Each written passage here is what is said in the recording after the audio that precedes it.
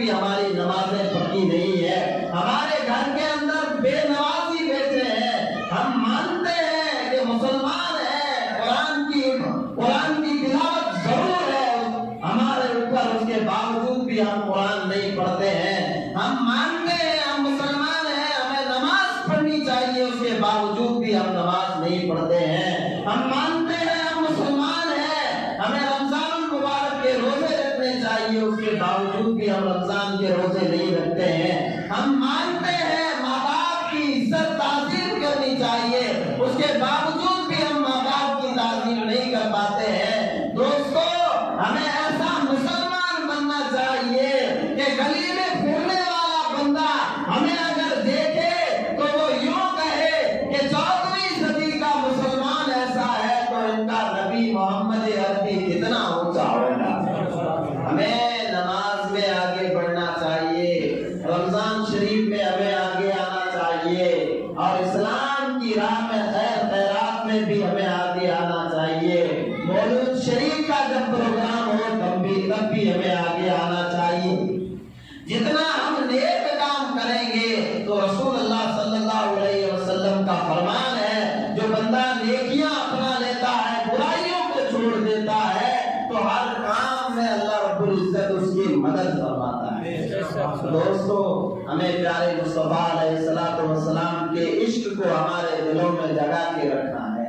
رسول اللہ کو ان کے چلنے کو ہمیں دیکھنا ہے، رسول اللہ کے اٹھنے بیٹھنے کو ہمیں دیکھنا ہے کہ میرے مصطفیٰ نے کیسے زندگی گزاری، ہماری زندگی مصطفیٰ کی زندگی جیسی ہوگی تو انشاءاللہ ہم دنیا میں بھی کامیاب ہیں اور ہم آخرت میں بھی کامیاب ہیں۔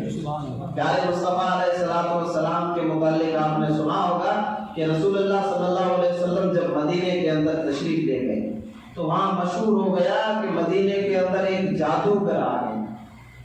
رسول اللہ کو جادوگر کہا کرتے تھے کہ مدینے کے اندر ایک جادوگر آ گیا ہے، اور وہ جادوگر ایسا ہے اگر کوئی بندہ اس سے مل جاتا ہے تو وہ جادوگر اسے اپنا کر دیتا ہے۔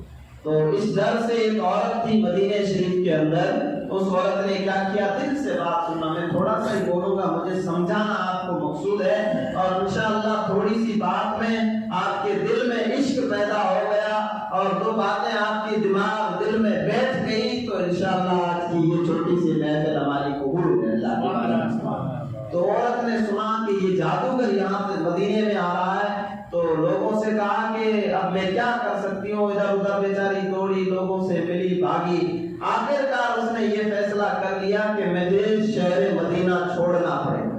بڑھیا ہے، بوڑھی عورت مدینہ چھوڑنے کے لیے، شہر خود کا چھوڑنے کے لیے تیار ہو گئی۔ وجہ کیا؟ لوگوں نے کہا کہ مدینے کے اندر ایک جادوگر آ۔ اس عورت نے کیا کیا، سامان گھر کا اکٹھا کیا، پوٹلی ایک بنائی، اس نے کہا کہ چند دنوں کے لیے میں شہر مدینہ چھوڑ دیتی ہوں تاکہ میری اس جادوگر سے ملاقات ہو۔ اب اس نیت سے وہ عورت روانہ ہو رہی ہے، بات شروع کہاں سے ہو رہی ہے، ختم کہاں ہوگی آپ دیکھنا۔ عورت نے سامان اٹھایا، گیٹ کے اوپر رکھا، بڑھیا جیسے تیسے گیٹ کے اوپر سامان اکٹھا کیا، اب انتظار کر رہی ہے کہ کوئی بندہ یہاں سے گزرے، اس کو میں بولوں یہ سامان میرے سر کے اوپر رکھا ہے۔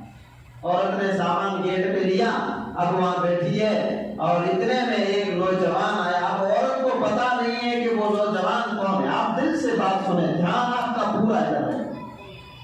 عورت کو پتا نہیں ہے کہ یہ نوجوان کون ہے۔ جیسے ہی وہ نوجوان قریب آئے، عورت نے کہا کہ یہ سامان اٹھوا کے میرے سر پہ رکھ دو۔ تو وہ بندہ تھا، اس نے نوجوان خوبصورت چٹا اسلامی لباس میں ملبوس، تو عورت نے کہا کہ بیٹا یہ سامان اٹھواؤ۔ تو اس بندے نے کیا کیا، سامان اٹھایا اور اپنے سر کے اوپر رکھ دیا۔ عورت نے کہا میرے سر پہ رکھو، اس نے سامان اٹھایا اور اپنے سر پہ رکھ دیا، اور عورت کو کہا کہ اماں جان آپ کو کہاں جانا ہے؟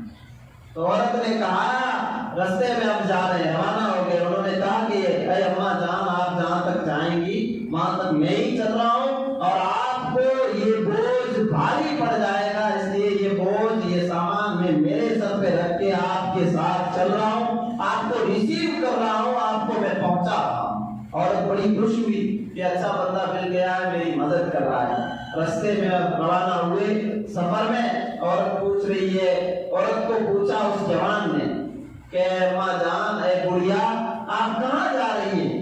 तो वो बुढ़िया कहती है कि बेटा, मदीने के अंदर सुना है एक जादूगर आ गया है, मैं भाग रही हूँ शहर मदीना से चंद दिन के लिए, कहीं वो जादूगर मेरे पल्ले न पड़ जाए और वो मुझे अपनी ना बना ले, इसलिए मैं ये शहर छोड़कर चंद दिन के लिए भाग रही हूँ। रास्ते में बातें हो रही है।